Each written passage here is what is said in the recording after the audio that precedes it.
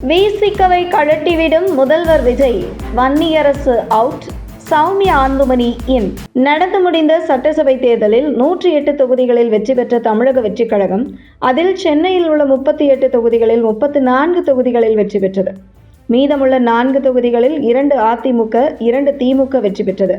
அதிலும் அதிமுக சார்பில் வெற்றி பெற்ற 2 சட்டமன்ற உறுப்பினர்களும் தாவேக பக்கம் உள்ளன. அந்த வகையில் சென்னையை பொறுத்தவரை தாவேக கோட்டையாக உள்ளது. அதேபோன்று கோவை, மதுரை போன்ற இடங்களிலும் தமிழக வெற்றிக் கழகம் மிகப்பெரிய வெற்றி பெற்றது. ஆனால் டெல்டா மற்றும் வட மாவட்டங்களில் தமிழக வெற்றிக் கழகத்தின் வெற்றி எட்டா கனியாக நடந்து முடிந்த சட்டசபை தேர்தலின் முடிவுகள் வெளிப்படுத்தியது. இந்த நிலையில் அதிமுகவின் கைவசம் இருக்கும் 30க்கும் மேற்பட்ட சட்டசபை உறுப்பினர்களின் வெற்றிக்கும் முக்கிய காரணம் பாமகவுடன் கூட்டணி அமைத்ததுதான்.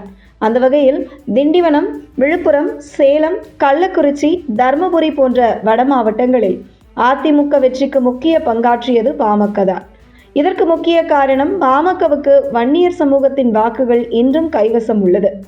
அந்த வகையில் பாமக இடம்பெறும் கூட்டணிதான் வன்னியர் சமூகத்தின் வாக்குகளை அறுவடை செய்யும் என்பது 2026 சட்டசபை தேர்தல் முடிவுகள் தெளிவுபடுத்தியுள்ளது. அதே நேரத்தில் விசிகவுக்கு என்று வாக்கு வங்கி இல்லை என்பது நடந்து முடிந்த சட்டசபை தேர்தல் முடிவுகள் தெளிவுபடுத்திவிட்டது.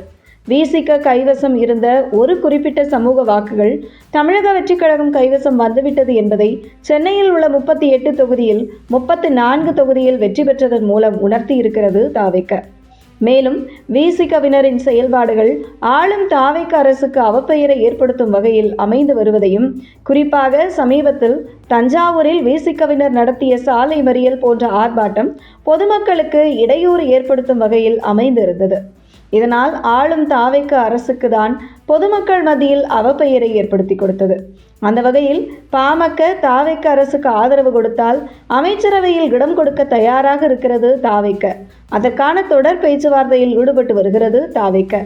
ஆனால் விசிக இருக்கும் கூட்டணியில் பாமக இடம்பெற விருப்பமில்லை என்பதை தெரிவித்துவிட்டதாக கூறப்படுகிறது. இதனைத் தொடர்ந்து விசிகவை கழட்டிவிட்டு பாமகவை கூட்டணிக்குள் கொண்டு வருவதற்கு தாவேக தயாராக இருப்பதாக தகவல்கள் வெளியாகியுள்ளது. இதன் வெளிப்பாடுதான் சுதந்திர தின விழாவில் காங்கிரஸ் மூத்த தலைவரும் முன்னாள் எம்பியுமான எம். கிருஷ்ணசுவாமிக்கு 10 லட்சம் ரூபாய் விருது தொகை சான்றிதழுடன் தகைசால் தமிழர் விருது வழங்கப்பட்டிருக்கிறது. அதாவது காங்கிரஸ் மூத்த தலைவர் எம். கிருஷ்ணசுவாமி வேறு யாரும் இல்லை, அவர் சௌமியா அன்புமணியின் தந்தை, அன்புமணி ராமதாஸின் மாமனாரும் ஆவர். அந்த வகையில் அன்புமணி ராமதாஸ் மற்றும் சௌமியா அன்புமணி ஆகியோரை மகிழ்ச்சிப்படுத்தி தங்கள் பக்கம் இழுக்கதான் எம். கிருஷ்ணசுவாமிக்கு விருது வழங்கி கௌரவப்படுத்தி இருக்கிறது தாவேக அரசு.